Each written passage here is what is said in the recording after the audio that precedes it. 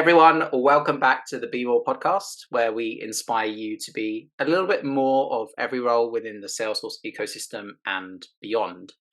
For today's episode, we are diving into what it takes to be more CTO. And I'm joined today by Keir. So, Keir, are you able to introduce yourself for me, please? Certainly, I'm Keir Bowden. I, up until a week ago, was the CTO of BrightGen, but you might have seen that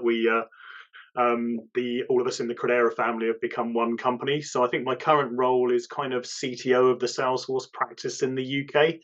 But I think most of this I'll be talking about the role at BrightGen because it's obviously only been a few days, so I don't really know too much about that role at the moment. There's not really too much I can say about it. I've been in the Salesforce ecosystem since 2008. 15 and a bit years coming on for, originally starting off as a service management consultant at BrightGen. And I've done quite a lot in the Salesforce ecosystem in that time as well. I've been an MVP since I think 2011, MVP Hall of Fame since 2022 probably. Spoken at a lot of conferences and co-run the London Salesforce developers. Yeah, awesome. Well, it's great to have you here. And I certainly know of you from that Salesforce ecosystem in the past. I think the first time I met you, 2018, possibly nonprofit user groups. So you're definitely active in the ecosystem and looking forward to this chat today. Cool, yeah, same here. Great to be here. Yeah, awesome. So kind of break it down for us. What does the role of a CTO actually entail? Like, what's your typical day to day, do you think? So I think what's interesting about this, I think if you talk to 5 different CTOs from 5 different companies, they'll have a different view on what the job actually is. Sometimes it's a very sales and commercial focused role, which wasn't the case for me. Mine was far more a technical role. So I kind of used to call myself the chief technical officer as much as the chief technology officer. And a lot of that was because I had good hooks into Salesforce product teams through the MVP program and other just historical relationships. And I come from an enterprise development background. So my role, a lot of that was to be almost, I used to, again, refer to myself as the lender of last resort. So when somebody had a problem or a customer had a problem, it would eventually end up with me. That was the kind of pinnacle of where it got to. And then it became my problem and I had no one else to hand it off to. And also within BrightGen, because we were very big on building applications as well, not app exchange offerings, but more accelerators from the SI perspective. So I headed up the IP development as well. So for best part of 7 or 8 years, that was leading the Bright Media development, our media accelerator for digital and print publishers. So I would say it was very hands-on for quite a number of years and very technical. Then after about 8 years or so doing that, things then flipped around and I assumed a bit more of a traditional CTO role, that I took responsibility for all the systems. I also took on responsibility for the graduate program, our relaunched graduate program after the COVID pandemic finished. We kickstarted that. And generally kind of having a lot of the techies report into me at that point in time. And that probably more interest in terms of Salesforce relationship from a selling perspective then as well. Then in 2021, we got acquired and I moved into a very traditional CTO type of role then because I was leading the migration of the technology infrastructure, moving us off of our previous tools and systems onto Omnicom systems. So that was kind of back to the days of network diagrams and configuring switches and DNS records and things like that. So I'd say at the moment I'm leading on the AI side of things for BrightGen. So I'm spending time playing around with Prompt Builder and Copilot, talking to customers about that, talking at events. And also because of the way we're merging in with the rest of Credera, I'm also spreading the word about Salesforce to our Credera colleagues both here and across the pond. Right, awesome. Well, it sounds like you've got a fair amount of stuff on your plate there. Indeed. You definitely must keep yourself busy and out of trouble. And I think it's great. It's great that you kind of get to play with some of the new technologies as well, like the prompt builder. So that's good to hear. Kind of spinning kind of what you said almost back on you a little bit, but you lent on potentially at some point, not sure if you're kind of playing this role right now, but being a technical escalation point. and Yep. ultimately, if there's a problem, people come to you and you try to help them. What do you think are good qualities to have in somebody that's playing that role? Because I think for me, sometimes I'm that on my projects, like as a solution architect, and I guess there are a number of different people that kind of play that role in the ecosystem. What do you think are like qualities of somebody that is that kind of escalation point? I think it's you need to be a good communicator because you need to know the right questions to ask to get to the bottom of what is actually happening. Generally speaking, people won't come to you with necessarily a clear description of what Yeah. problem they're trying to solve. It'll just be, what's actually going wrong at this point in time. And often it's quite handy just to take a step back and say, well, what are we actually trying to achieve here? Just to make sure that we're going about it the Mm, right way. Um, Sometimes I think it also helps if you have your finger on the pulse of what is going on in that particular space with Salesforce, because there are known issues. It may well yeah. be an existing problem that you've heard about before. And I think the other thing is that sometimes it'll be a technical problem where maybe there is an issue. It's being able to think of a workaround. Okay, this is causing us a problem. Maybe we don't have time to fix what it is. Maybe that's a bigger change. So what Mm, can we do to work around it? So I think being pragmatic is a really key skill for this, because I think it's really important that it's done is better than perfect. I would say if you're in that kind of situation, but a lot of the time, for me, it'll be escalating to Salesforce as well. I'll be looking at it, checking it out, trying yeah. things, and saying, "Yeah, you're absolutely right. That doesn't work." Sometimes I'll be fixing things, but sometimes I'll be escalating. Yeah. Okay. Awesome. And it's no surprise to me that communication skills there are really important, because ultimately you kind of got to play a little bit of a active listener, but also effectively communicate with people as well, whether they're colleagues, people at Salesforce, clients, other partners. That part of it I think is really important. And I guess those skills help you within your CTO role as well, right? Absolutely. I mean, communication is absolutely key. I think it's important to be able to communicate really at all levels. You need to be able to communicate at the coalface, understand what's happening, explain what's happening, and then you may need to, explain the issue that you've just seen with someone who's in VS Code showing Yeah. you their code. You may need to go and explain that to a CIO, what that means in terms of their business. So they're not interested in the fact that maybe we've got an Apex trigger where we've got a problem with that and it's throwing a null pointer exception. That means nothing to them. They need to understand the impact on their business, whether that's something they can live with or as the workaround. What do we do at that point in time? And I think if you're certainly when you're communicating problems, it's always much better to go in and communicate a problem and some potential solutions. We just go in Mm, and say, look, it's broken. What do we do? We all just stand here and look at each other. It yeah. should really be, this has happened, but here's some potential solutions. What I'm here to talk to you about is let's decide on which one we want to do. We don't want to go to a customer and make them the owner of the problem. We want to bring them a solution. Mm, yeah, definitely. And I think that's a great way to soften the impact of a problem as well, because you kind of come not only with the problem, but with a potential workaround or solution as well, don't you think? Absolutely, yeah. I think you need to be I think you need to be honest. You need to say Mm, if there is a problem and why that has occurred. It's always good to get that kind of information out as quickly as possible. But then, yes, very much jump into uh, what the potential solutions are, and also you've got to be able to compare and contrast those solutions. You've got to be able to explain again in somebody else's terms potentially what the impact of picking one over the other, what the pros and cons are. And I think that's really important to be able to do that and make sure that when you're asking someone to take a decision, you've given them all the information mm, that they can possibly need in order to take that decision. yeah, perfect. And I think kind of leaning on to like the Salesforce flavor of it as well.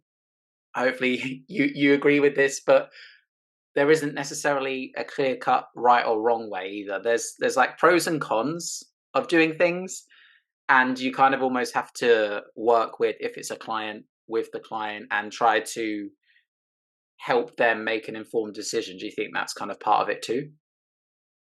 Yeah, I do. I think especially in the consulting space as well, you're Mm, often in a situation where there is an existing system that's been built there, And if it's a mature role, that may have been built 10, 12 years ago, and it may have been built by a company that no longer exists. Yeah. And it will reflect the technology present in Salesforce at that time. So you have to work within those constraints and within those boundaries. It's no good going in and saying, we'll just throw everything away, pay us £5 million and we'll rebuild it all and hopefully we won't break it all. You need to be coming in with a solution that's going to work with that particular technology. And that might be going into something like Visualforce, I guess. Something along those lines, which is, that's the nature of consulting, is sometimes you're going with some of the older technology, but it's in place, it's working, and there are just some changes needed to that rather than a wholesale rebuild. So I think that's important as well in kind of not getting too carried away with everything must be built using the latest technology. Sometimes you have to work with what's there. Yeah, totally get that. And ultimately you kind of have to work with what you're given. If it's a Visualforce site and it's using like a site.com rather than Experience Cloud, that's kind of definitely old school now, so to speak. So yeah, I guess you kind of work within those constraints. So moving on a little bit, and we've touched on this partially already, but in your role as CTO, how do you interact with other roles, and what other type of roles do you kind of typically engage with? That's an interesting question. So I'll typically engage with the rest of the C-suite because it is a leadership role. So there is the kind of running of the business aspect of it, as well as the technology side of things. Definitely interacting with everyone in the technology side of things. Because again, I'll often be running training. I'll be trying to find out what additional information people need, spreading news that I've heard from Salesforce, etc. Yeah. And then I guess there's also interacting with roles outside of my particular company. So that'll often be Salesforce system owners of Salesforce systems within companies. Again, often at the kind of C-level leadership type of level, and also a lot of interaction with Salesforce from the product side, the product managers and the like, but also on the sales side. So the sales engineers. The sales engineering team, I'll often be spending time with, sometimes to be enabled by them, sometimes to tell them about the great things that we're doing with their technology. So it's a real mixed bag of roles that I interact with. Probably sometimes administration, probably less of that in recent years, just because it's got so big that we've got people who are more expert on the admin side of Salesforce than I am these days. I'm not as hands-on. I'm still hands-on the development side, but not so much on the admin side.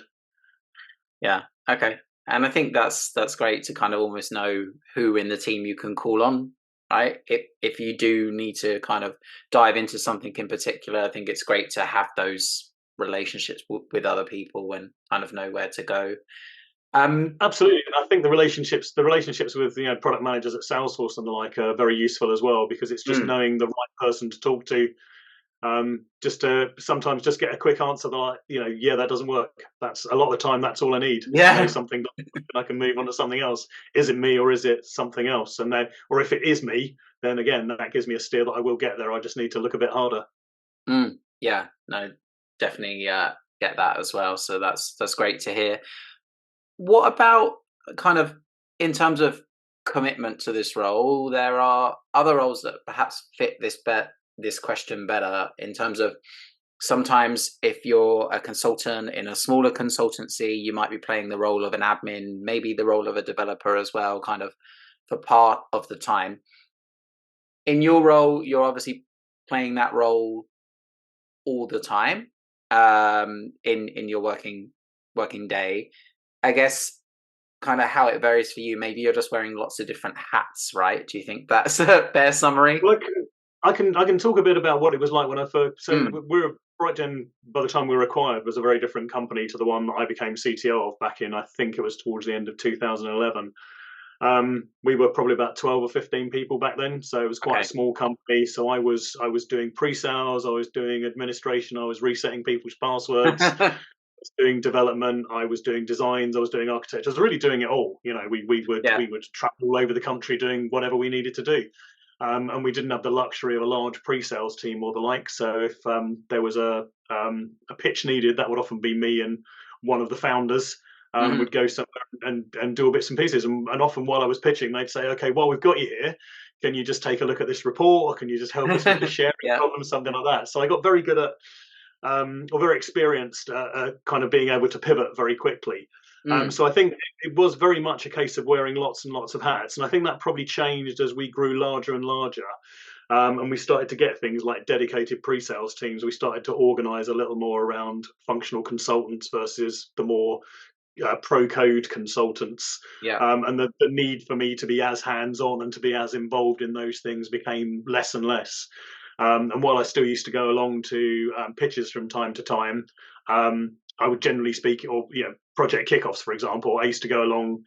Typically by the end, I was going along to the initial kickoff, and then that was me done. I wasn't sticking around for them 5 days workshops like I used to do back in the day. So I think it's one of those things where it just grew organically, really, as the company grew and as the size of projects that we were undertaking grew, that I started wearing less and less hats. So I still, as I say, I still do go on the tools from time to time on the developer side of things.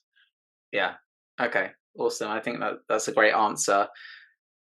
Moving on a little bit, but if there was somebody listening to this or watching this and they were thinking about pursuing a CTO type career path, or perhaps they're already on their way to become a CTO, what tips, advice would you give to them?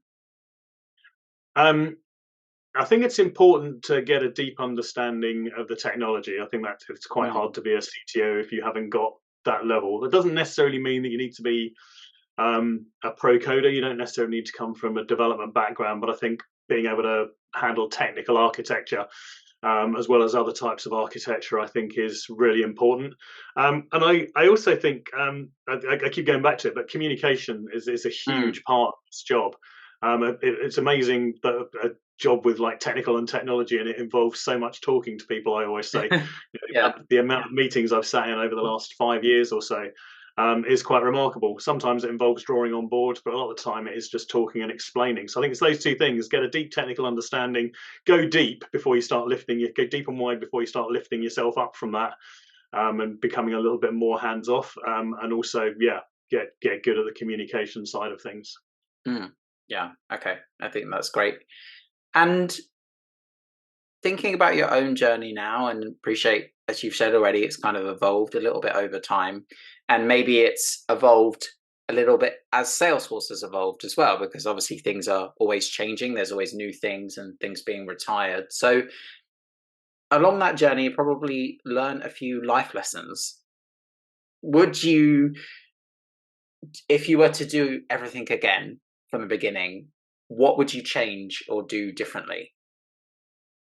That's a really good question, and it's something I think about from time to time. And I can't really, in all honesty, think of anything that I do particularly differently.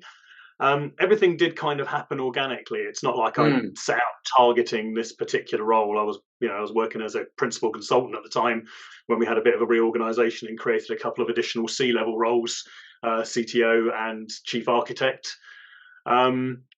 And then since then, I'm sure I've made mistakes along the way. I've kind of learned as I've gone along. Haven't had an awful lot in the way of formal training, but I can't think of anything where I wouldn't do that. Where it's well, I think, oh yeah, that was a really. I think every mistake I've made, I've learned from. Yeah. So I don't think that I can't really think of anything obvious that I would change. In all honesty, I really can't. Yeah, I think moving into Salesforce was a great career move for me, even back then. And I think that's just proven over the years to be more and more a good decision. Yeah, and as I say, everything else has kind of happened really more so than targeting it. So yeah, I wouldn't change anything. From my own experience, like, I can relate to that as well. If I hadn't have made mistakes, then I wouldn't have learned to not make the same mistake again, right? Absolutely. Absolutely, and I think if you spend all your time trying to avoid making mistakes, you become very fearful of making mistakes. You can kind of get into a situation where you don't really want to do anything because it might go wrong. Whereas I think it's much better to be a bit more focused on action, to be a bit more focused on trying things out, getting them done. Some things we need to think about a bit more. You need to put a bit more prep time in, but it is really easy to get kind of stuck in analysis paralysis scared to make the first move in Yeah. case that goes wrong. And what's the worst that can happen? That's always the thing to remember. I'd much rather be justifying why the approach I took didn't work Yeah. than the fact that I couldn't decide on an approach to make. I was stuck and caught, and I couldn't make that decision. I think that's a much easier conversation to have.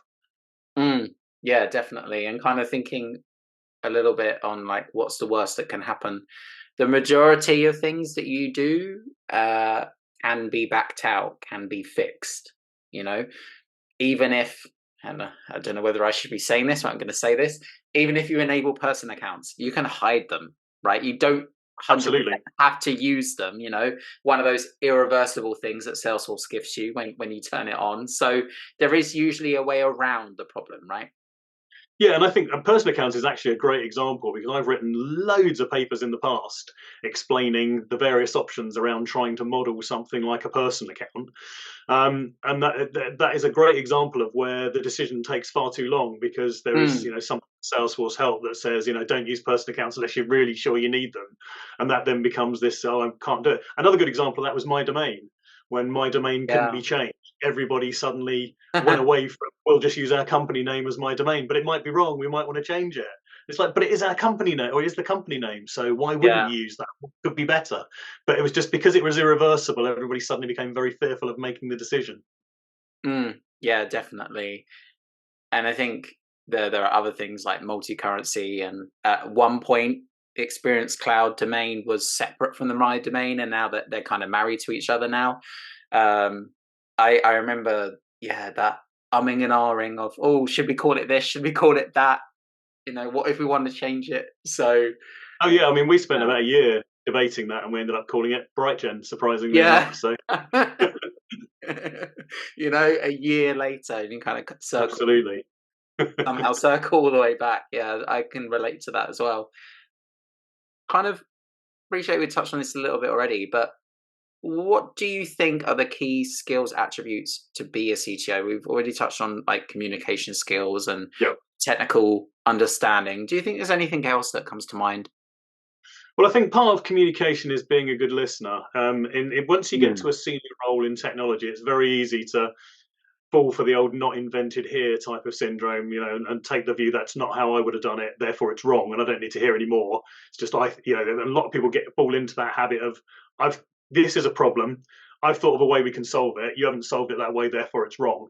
And Yeah. you need to be much better at. I think one of the key skills is to be listening to someone's solution, understanding the solution, critiquing the solution, because it might be better. It might be as good as you Mm. as you mentioned earlier. There's loads of ways. There's often multiple ways to do things in Salesforce. One isn't necessarily better than the other. So yeah, I think it's important to listen to people and to understand what they're proposing. I think it's also important to from a kind of managing point of view. I've always felt it's important to give people some freedom, give people some agency. So don't micromanage them. Don't tell them Mm. exactly how to do something. Simply give them the problem. Maybe give them a couple of pointers. Feels like this might be a good case for Lightning Web Components, but you have a look, etc. I think that then leaves people with the creativity that they desire in their role, rather Mm. than being Yeah. told build this way, press these keys almost because that's what I say is the right way. I think it's much Yeah. better to leave people to it. But when you're doing that, I think it's also important to have regular check-ins so that you can have the solution explained, because it might be there actually is a reason why one approach isn't, or a particular approach isn't going to work. Hmm. Yeah. So it's good to get sight of that early rather than letting someone get too far down the build before pointing out, oh yeah, I knew that. If you'd have asked Yeah. me, I could have told you it wouldn't work. So we don't want that either. So those are the kind of the key things, really. I think, a lot of it is, a lot of it, once you, again, a job role with technical technology in the title, a lot of it is around the softer skills actually Mm. than necessarily being a technical expert. I think that's kind of almost table stakes. You need to have that, and it's all the other skills or the other softer skills that can make the difference. Yeah. No, I totally relate to that. And as somebody whose background, like I first started out in my career working for a non-profit in the UK that helps try to reduce the number of people that ultimately die by suicide, like that taught me the importance of listening. And it Oh, also absolutely. taught me the importance of actively listening and addressing somebody's functional needs, like as a consultant, maybe. but also addressing their emotional needs as well.